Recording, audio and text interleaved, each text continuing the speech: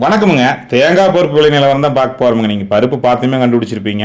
2 ஊர் பார்க்க போகிறோமுங்க. ஒன்று ஈரோடு மாவட்டம் அவல் பூந்தரைங்க, இன்னொன்று ஈரோடு மாவட்டம் கோபிச்செட்டிப்பாளையமுங்க. ஃபஸ்ட்டு ஈரோடு மாவட்டமுங்க. அவல் பூந்தரை ஒழுங்குமுறை விற்பனை கொடுத்துலிங்க 4/7/2025 அன்னைக்கு நடந்த ஏலமுங்க. மொத்த மூட்டைகள் 100 மூட்டைகள் வந்திருக்குதுங்க. அதில் முதல் தரத்தை ஃபஸ்ட்டு பார்த்தலாமுங்க. கிலோ ஒன்றுக்குங்க அதிகபட்ச விலையாக ரூ. 248.90 குறைந்தபட்ச விலையாக ரூ. 242.90 போயிருக்குதுங்க.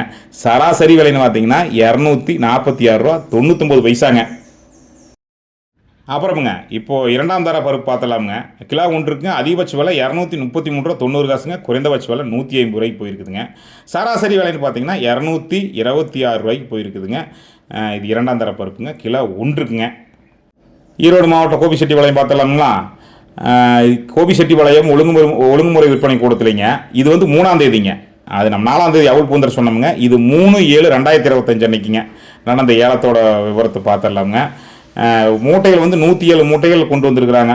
தேங்காய் பருப்பு கொண்டு வந்திருக்கிறாங்க. அதிகபட்ச விலைன்னு பார்த்தீங்கன்னா கிலோ ஒன்றுக்குங்க ரூ. 251.37 குறைந்தபட்ச விலைன்னு பார்த்தீங்கன்னா ரூ. 243.27 போயிருக்குதுங்க. சராசரி விலைனா ரூ. 250.27 போயிருக்குதுங்க தேங்காய் பருப்புங்க. நாம் நம்ம சேனலை தொடர்ந்து பார்த்துட்டே வாங்கல, சப்ஸ்கிரைப் பண்ணி பெல் ஐக்கானை கிளிக் பண்ணி தொடர்ந்து பார்த்துட்டு வாங்க. தேங்காய் பருப்பு நிலவரம் பதிவு பண்ணியிருக்கிறோங்க. இன்னைக்கு வெள்ளிக்கிழமை இந்த வீடியோ பதிவு பண்ணது வெள்ளிக்கிழமைங்க. 4ஆம் தேதி என்னைக்குங்க 4ஆம் தேதி வெள்ளிக்கிழமை பதிவு பண்ணியிருக்கிறோம். இன்னைக்கு பார்த்தீங்கன்னா ஈரோடு மாவட்டம் சிவகிரி ஒழுங்குமுறை விற்பனை கூடத்தில் கிட்டத்தட்ட 900 மூட்டைகள் விவசாயிகள் எள்ளு கொண்டாந்துருந்தாங்க. அந்த எள்ளோட விலை நிலவரமும் நாம் பதிவு பண்ணியிருக்கிறோம். நீங்கள் இந்த வீடியோ பார்த்துட்டு மற்ற வீடியோக்களும் போய் பாருங்கள்.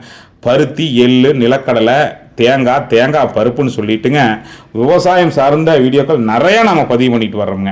ஃபேஸ்புக்கில் பேஜ் பார்த்தீங்கன்னா லைக் பண்ணி ஷேர் பண்ணுங்கள். தொடர்ந்து நல்ல நல்ல தகவலை பார்க்கலாம். நன்றி, வணக்கமுங்க.